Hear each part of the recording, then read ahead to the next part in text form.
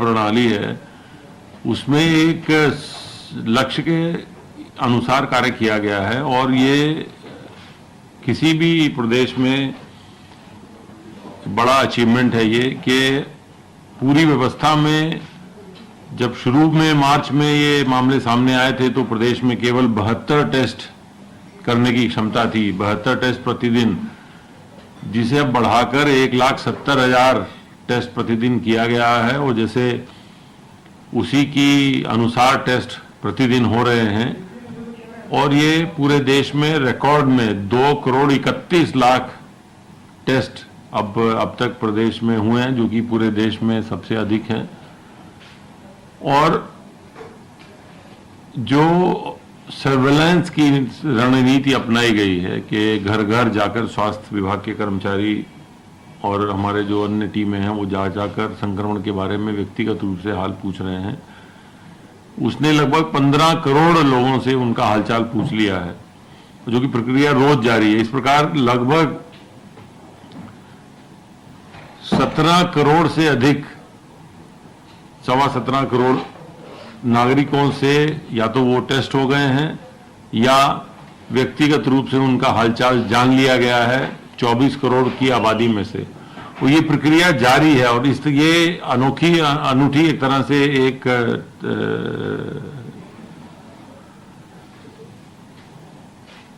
प्रक्रिया है जो कि केवल उत्तर प्रदेश में अपनाई गई है। और विश्व स्वास्थ्य संगठन में जो कॉन्टैक्ट ट्रेसिंग प्रदेश में प्रत्येक मरीज के पीछे लगभग 20 से अधिक मरीजों को, उनके रिश्तेदारों को, उनके आसपास के लोगों की जांच की गई है, उसे उन्होंने सराहा है। और इसी का परिणाम है कि जहां देश में कई अन्य प्रदेशों में संक्रमण के मामले बढ़ रहे हैं, वहीं उत्तर प्रदेश में अब ये संक्रमण के प्रकरण नियंत्रण में है। प्रदेश में संक्रमण नियंत्रण होने से कंटेनमेंट जोन और हॉटस्पॉट के क्षेत्रों में भी कमी आई है। प्रदेश में अन्य गतिविधियां तेजी से सामान्य की जा रही हैं। औद्योगिक गतिविधियों को भी सामान्य लगभग किया गया है। 8,18,363 इकाइयां अब कार्यशील हैं, जिनमें लगभग 52 लाख के आसपास श्रमिक कार्य कर रहे हैं। प्रदेश में मिशन रोजगार चलाया जा रहा है, जिसके अंतर्गत रोजगार, स्वरोजगार व कौशल प्रशिक्षण के माध्यम से रोजगार के नए अवसर सृजित किए जाने की एक कार्य योजना पर काम किया जा रहा है। और उसी कार्य योजना के अनुसार स्वरोजगार हेतु विभिन्न बैंकों से समन्वय करके इकाइयों को बैंकों के माध्यम से ऋण दिलाकर उन्हें स्थापित कराया जा रहा है। वर्तमान वित्तीय वर्ष में अब तक 6,80,000 नई एमएसएमई इकाइयों को लगभग 20,780 करोड़ रुपए के ऋणों का वितरण किया गया है। इसके अतिरिक्त पूर्व से संचालित लगभग 4,37,000 एमएसएमई इकाइयों को बैंकों द्वारा आत्मनिर्भर पैकेज में 11,100 करोड़ रुपए के ऋण वितरण किए गए हैं। इस प्रकार पिछले 7 महीने में वर्तमान वित्तीय वर्ष में लगभग 11,20,000 इकाइयों को लगभग 31,800 करोड़ रुपए के ऋण वितरण किए गए हैं। केवल को ऋण सुविधा कराए जाने से प्रदेश में पैदा हुए हैं। ये प्रक्रिया बदस्तूर जारी है और इसी में ये लक्ष्य एक रखा गया है कि इस वित्तीय वर्ष में 20 लाख इकाइयों को बैंकों से लगभग 70,000 करोड़ रुपए के ऋणों का वितरण कराया जाएगा। इससे प्रदेश में अधिक से अधिक रोजगार के अवसर पैदा करने में मदद मिलेगी। प्रदेश सरकार किसानों के हित देखने के लिए कृत संकल्प है और न्यूनतम समर्थन मूल्य पर उनसे धान और अन्य फसलों की खरीदारी का क्रम तेजी से जारी है। इनफैक्ट पिछले साल इसी अवधि के दौरान की गई धान खरीद से वर्तमान समय में लगभग 1.5 गुना से अधिक धान खरीदा जा चुका है और ये धान खरीदने की प्रक्रिया बदस्तूर जारी रहेगी।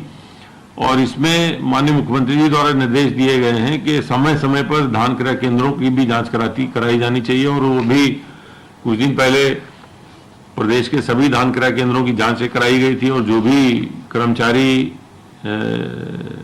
इसमें गड़बड़ियों में पाए गए थे, जो कि किसानों के साथ दुर्व्यवहार कर रहे थे, उनके खिलाफ कार्रवाई की गई है। और ये निरंतर प्रक्रिया हमारी जारी रहेगी ताकि किसानों को उनके न्यूनतम समर्थन मूल्य पर उनकी फसल खरीद ली जाए। अब तक 446 लाख क्विंटल धान की खरीद हो चुकी है और लगभग ये जो धान की कीमत है ये लगभग 8,500 करोड़ रुपए किसानों के खाते में डाला जाएगा। इसी के साथ साथ मक्का की खरीद भी तेजी से चल रही है और 7,06,515 क्विंटल मक्का भी किसानों से न्यूनतम समर्थन मूल्य पर खरीदा गया है। मैं यहाँ ये बताना चाहूंगा कि ये सरकार की कमिटमेंट है वर्तमान में कि पिछले 3 सालों में लगभग 180 लाख मीट्रिक टन गेहूं खरीदा गया है, जिसके लिए धान खरीदा गया है, जिसके लिए 31,904 करोड़ रुपए किसानों को भुगतान हुआ है।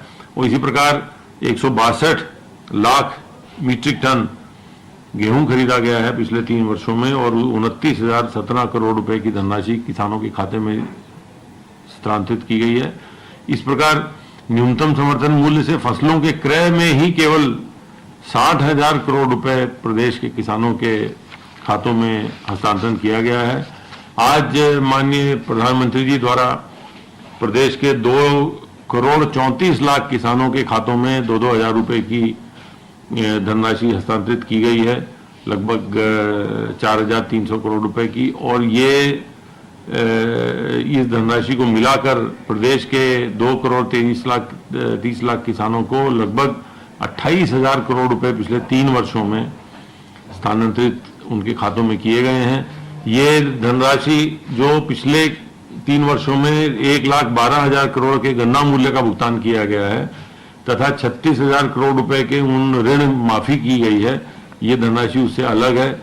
ये धनराशि सभी किसानों के हित के लिए, किसानों की आय को दुगना करने के लिए और किसानों को न्यूनतम समर्थन मूल्य उपलब्ध कराने के उद्देश्य से उत्तर प्रदेश सरकार द्वारा तथा भारत सरकार के माध्यम से भारत सरकार की योजनाओं के अंतर्गत ये किसानों को हस्तांतरित की गई है।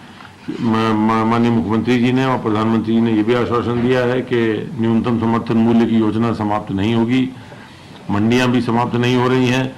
प्रदेश सरकार किसानों के हितों की रक्षा के लिए कृत संकल्प है और ये सुनिश्चित कराएगी कि उन्हें न्यूनतम समर्थन मूल्य प्राप्त होता रहे, किसी प्रकार की उन्हें इसमें दिक्कत ना हो। धन्यवाद।